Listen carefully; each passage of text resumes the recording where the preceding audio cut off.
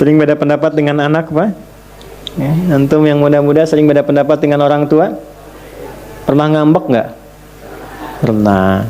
Sudah tahu kan dilarang? Kok ngambek? Wala taqul lahuma uff. Berkata saja tidak boleh. Ya kan? Kenapa keluarnya yang demikian ekspresinya? Baik.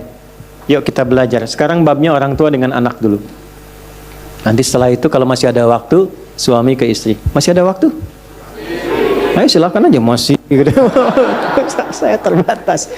Babnya ke orang tua dengan anak dulu. Hati-hati, gagal di sini. Ini anak bisa tidak respect sama orang tua.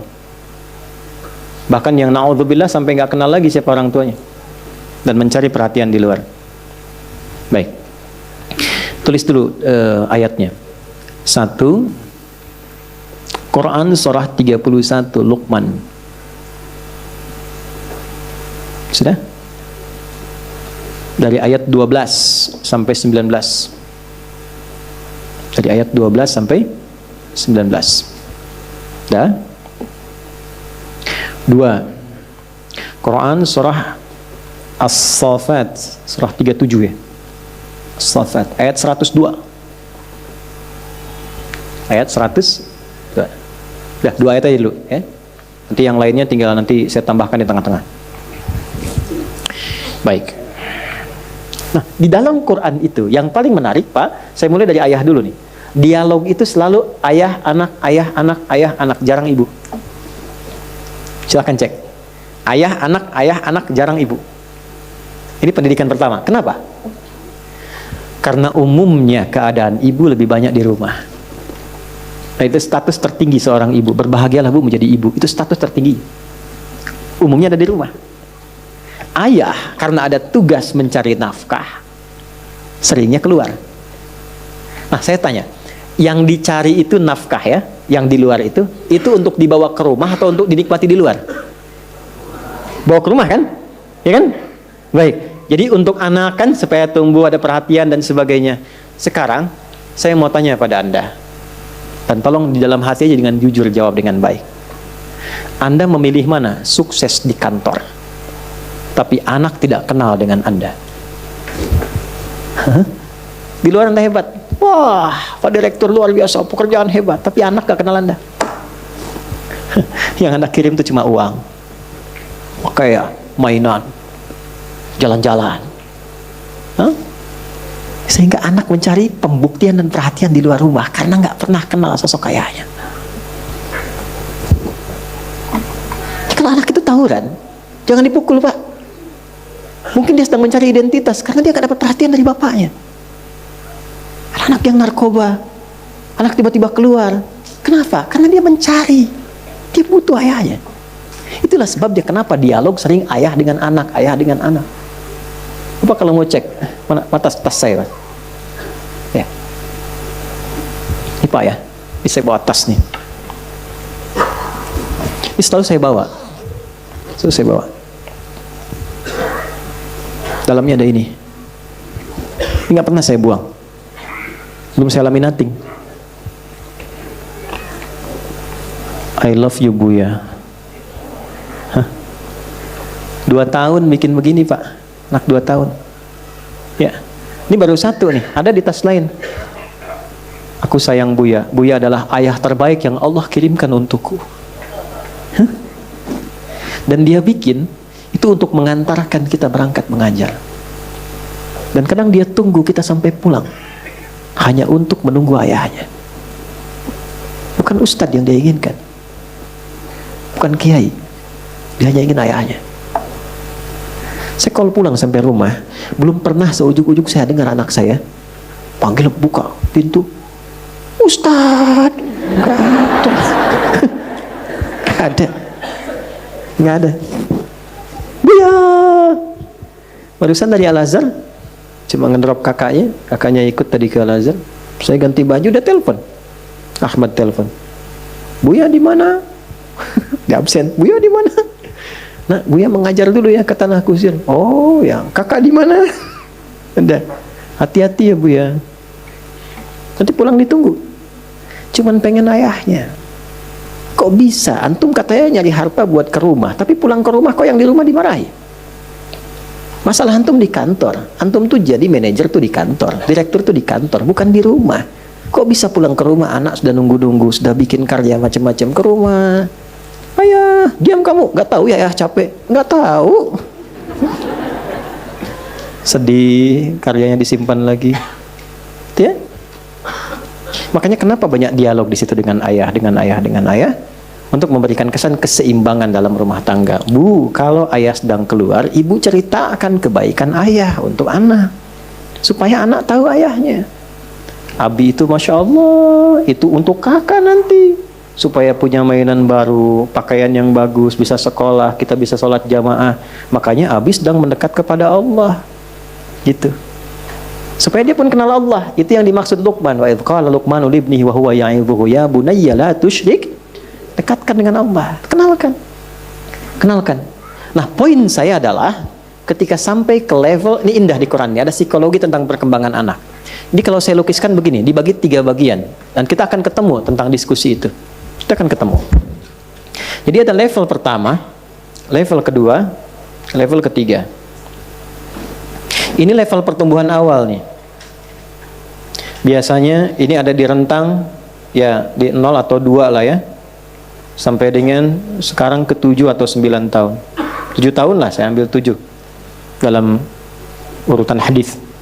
Kan 7 tahun sudah mulai untuk sholat kan? Ya, diarahkan, ketat maksudnya. 10 tahun baru diberikan pendidikan yang agak lebih ketat lagi. Ini kalau kita temukan di Quran, di level-level ini itu seringkali pendekatannya menggunakan bunayya.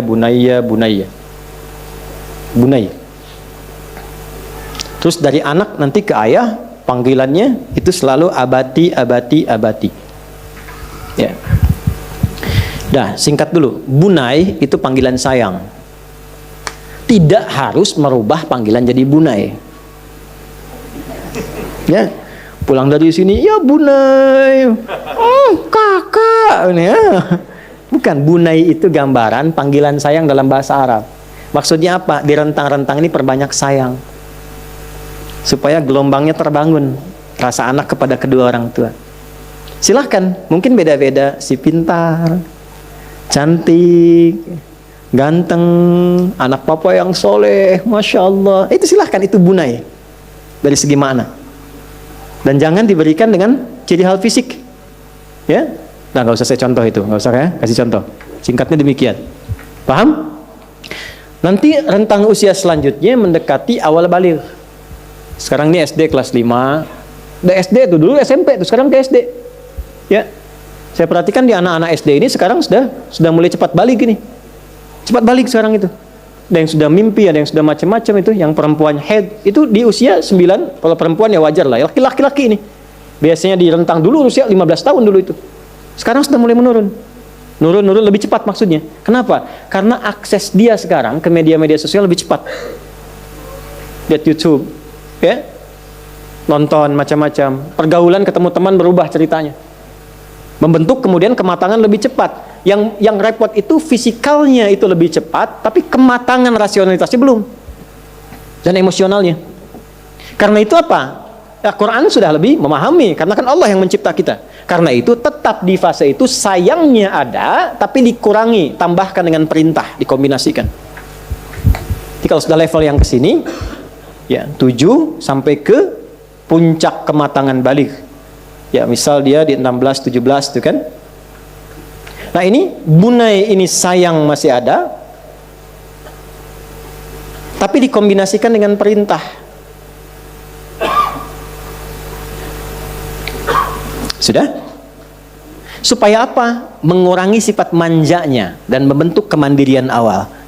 Kalau usia begini terus sayang, nggak pernah ada perintah, nanti nggak akan mau diperintahkan kecuali dinegosiasikan dengan keinginan. Manja nanti. Ya, mulai diatur. Buang sampah, antarkan teh, mulai nyapu sebagian-sebagian. Ya? Jelas?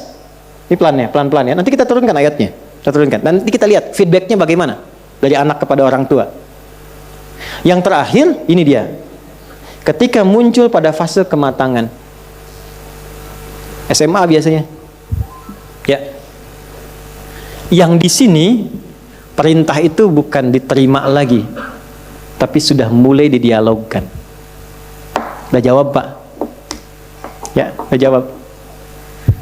Ayo bangun, jangan terlambat ke masjid. Bapaknya nggak ke masjid. Nah, kan? Ya. Nah, itu airnya jangan boros-boros. Itu mama tuh nyuci keran aja airnya nggak ditutup. Udah jawab. Ya, udah jawab ya. Nah, ini yang dimaksud jidal di sini. Bagaimana cara berargumentasinya supaya saat berargumentasi itu stepnya masuk. Idealnya dari tahap pertama itu terikuti. Nanti kalau tahap pertama itu terikuti, perhatian ada, nggak apa-apa. Kalaupun luar kota, telepon, video call, tanya kabar, sayang-sayangnya masih masuk, gitu kan? Kalau itu bisa dilakukan, nanti feedbacknya dari anak itu pasti ada perhatian. Ini yang menjadikan Ismail alaihissalam, walaupun belum balik, ini belum balik nih, tapi ketika melihat ayahnya sedang ada beban kerja, dia memaksakan diri untuk membantu. Walaupun kadang ayah menyadari itu bukan porsinya, tapi itu kesenangan luar biasa karena ada tanda dari anak memperhatikan kepada ayah. Itu yang dimaksud Al-Baqarah ayat 127. Wa idh yarfa'u Ibrahimul qawa'ida minal baiti wa Ismail. Ya, ingat tuh. Itu ingat, pahami, pelajari. Bahasa kitanya begini, pernah belajar nggak tentang kisah ini? Coba deh ingat-ingat itu. Ya, kisah apa itu? Nabi Ibrahim ketika diperintahkan meninggikan kembali pondasi Ka'bah, ini ada pondasinya, saat hancur bangunan atasnya terkena banjir besar di masa Nabi Nuh alaihissalam. Tinggal pondasi.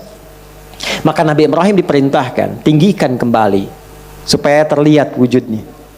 Maka beliau menjegakkan kakinya, kurang lebih di sini jejakkan kakinya untuk mulai meninggikan bangunan Ka'bah itu, pondasinya. Maka jejak pertamanya disebut dengan maqam. Ya. Makanya kan di sini ada tapak kaki kan, maqam Ibrahim. Ya, yang belum haji umrah insyaallah disegerakan ya. Ya. Nah, ini di sini ada tapak kakinya nih. Nah, ini maqam. Itu ada di Quran surah kedua ayat 125. Wa idz ja'alna al-baita mathabatan lin-nasi wa amna wattakhidhu mim maqami Ibrahim musalla. Nanti ada maqamnya Nabi Ibrahim, ada maqamnya Nabi Nuh. Maqamnya Nabi Nuh di Quran surah ke-10 ayat 71. Ya. Sini dulu. Ini makamnya. Nah, yang ditugaskan itu Nabi Ibrahim. Tapi yang menarik begini. Saya ilustrasikan dulu. Kalau ada pekerjaan dikerjakan oleh dua orang. Kalau pekerjanya, subjeknya disebutkan bersamaan beriringan. Misal, ini Ibrahim, ini Ismail, disebutkan bersamaan, nggak dipisah. Wa idh, ini di luar Quran ya. Wa idh yarfa'u Ibrahimu wa Ismailu, bersanding. Ini artinya porsi kerjanya sama. Bebannya sama. Tapi kalau ada yang pertama diawalkan, yang kedua diakhirkan, diselang dulu dengan pekerjaan, baru muncul yang kedua. Itu tandanya pekerjaan itu sebetulnya hanya untuk yang pertama, yang kedua itu membantu saja. Kembali ke ayat Al-Baqarah 127. Wa idh yarfa'u Ibrahimul qawa'ida minal bait. Pekerjaan ini memang hanya untuk Ibrahim alaihissalam. Tapi anaknya yang masih kecil, belum balik, lihat dari belakang. Ini bapak yang suka nengok, mainnya sama siapa, masih bercanda, masih melihat.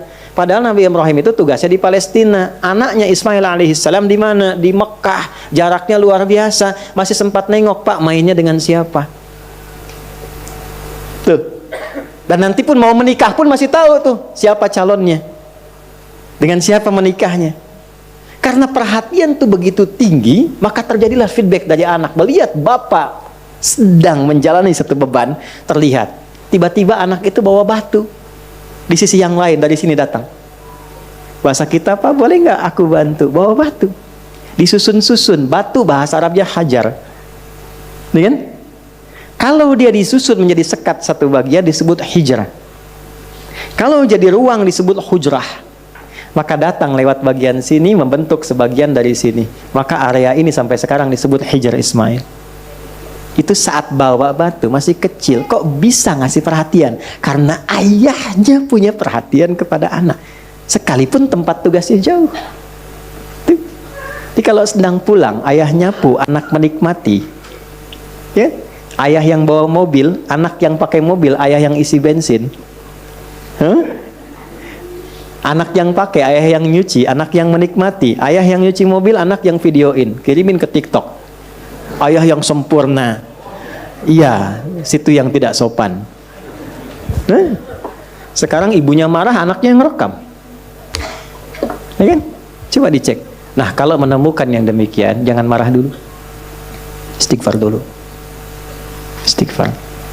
Mungkin itu dampak dari kurang perhatiannya selama ini, sehingga anak sebetulnya bukan ingin marah, ingin mencari perhatian, menunggu sayang yang telah lama hilang. Jelas? Puncaknya apa? Nih, pada dialog kita akan langsung turun ke bagian bawah. Kalau ini stepnya berjalan bagus, tingkat tertingginya mudah. Tapi kalau ini hilang, maka setidaknya kalau dia sudah dewasa, beri dia kesempatan untuk mengeluarkan argumentasinya. Jangan terus dipotong. Turunkan perintahnya, beri kesempatan untuk berargumentasi. Pindah ke surah As-Saffat, alhamdulillah.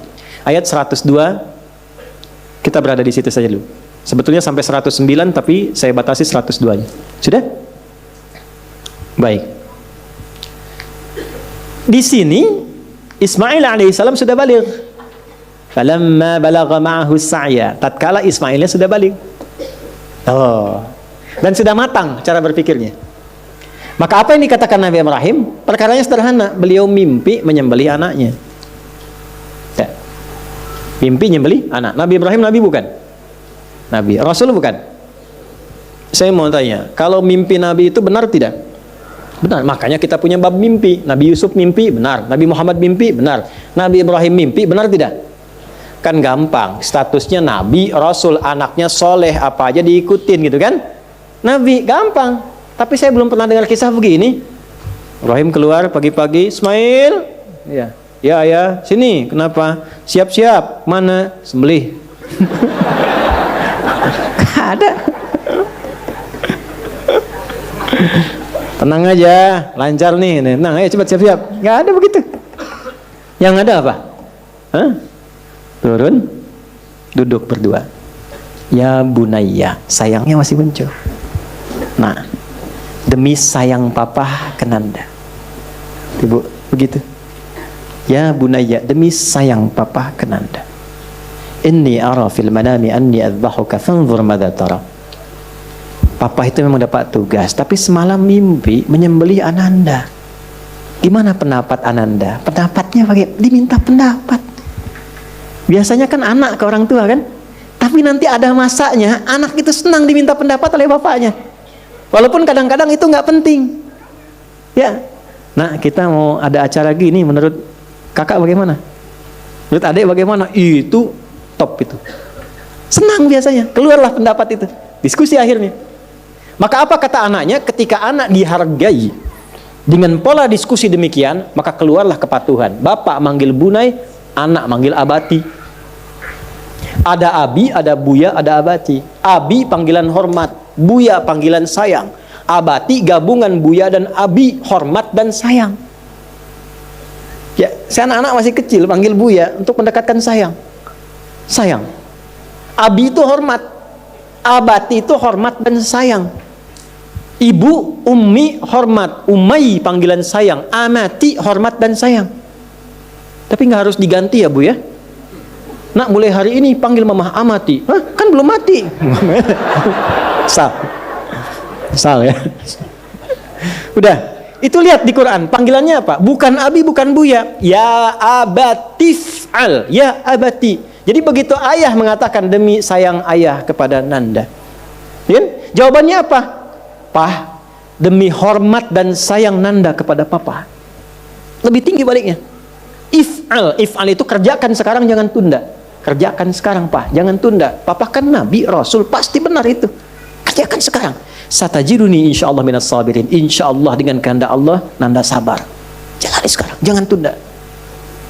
Itu cerita sampai di situ kan yang kita dengar ya. Quran menyampaikan. Lihat detailnya.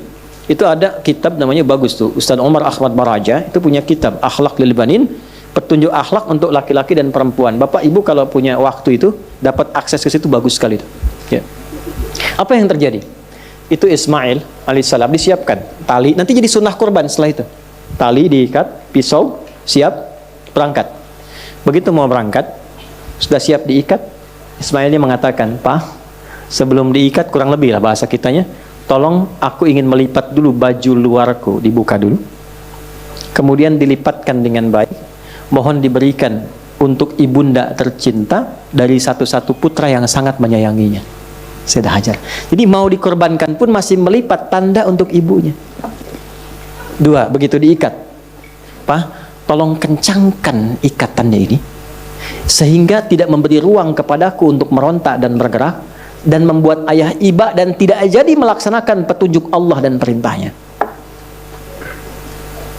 3, "Pak, tolong tajamkan pisaunya setajam-tajamnya, sehingga mempercepat penyembelihan pun dan mengurangi rasa sakit yang mungkin aku rasakan." Itu anak ke ayah. Dan pada akhirnya menjadi sunnah kurban sampai sekarang. Diikat yang bagus, menjatuhkan tanpa menyakiti, menyembelih dengan menajamkan pisaunya. Jadi sunnah semua. Dan sunnahnya itu disebutnya kurban dalam rangka bertakarub kepada Allah. Dan ketika anak dan ayah mendekat kepada Allah dengan bersamaan, yang lahir apa? Anugerah Allah yang begitu berlimpah. Diganti dengan kiwash. Tapi pada akhirnya apa yang terjadi? Yang dahsyat itu adalah dikirimkan kebahagiaan, dikirimkan kekompakan, dikirimkan kebaikan. Semua keturunan yang lahir yang baik-baik, dan puncaknya lahirlah Nabi Muhammad SAW bin Abdullah bin Abdul Muttalib bin Hashim bin Abdul Manaf bin Qusay bin Murrah bin Kilab bin Ka'ab bin Ghalib bin Fihr bin Malik bin Nadar bin Kinana bin Khuzaimah bin Mudrika bin Ilyas bin Nizar bin Mudar bin Ma'ad bin Adnan bin Addi bin Adri bin Muqawwam bin Nagur bin Tarikh bin Ya'rub bin Yasjub bin Nabit bin Ismail alaihissalam. Ayah dan anak yang kompak menaati Allah, maka Allah akan anugerahkan keturunan dari generasi berapapun yang lebih baik daripada bapa dan anaknya.